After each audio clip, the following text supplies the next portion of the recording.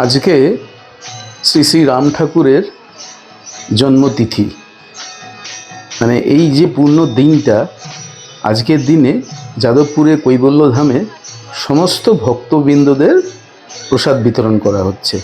আমি এর আগে কখনো যাইনি, অনেক দিন ধরেই শ্রী শ্রী রাম ঠাকুরের কথা, বাণী এবং তার যে মাহাত্ম্য এসব সম্বন্ধে শুনছিলাম। আজকে আমি নিজে ফিজিক্যালি সেখানে গিয়ে সেখানকার যে মাহাত্ম্য এবং সেখানকার যে একটা সুন্দর যে পরিবেশ, তার যে সুন্দর একটা অ্যারেঞ্জমেন্ট এবং ঠাকুরের মহাপ্রসাদ খেয়ে নিজেকে ধন্য মনে করছি। তো আজকের এই পুণ্যতিথিতে এই যে একটা আশীর্বাদ যে আমি পেলাম, যে আপনারাও যদি সময় সুযোগ করে যদি একবার কৈবল্য ধামে গিয়ে কৈবল্যনাথকে দর্শন করেন, মানে শ্রী শ্রী রাম ঠাকুরকে দর্শন করেন, তাহলে আপনাদেরও ভালো লাগবে।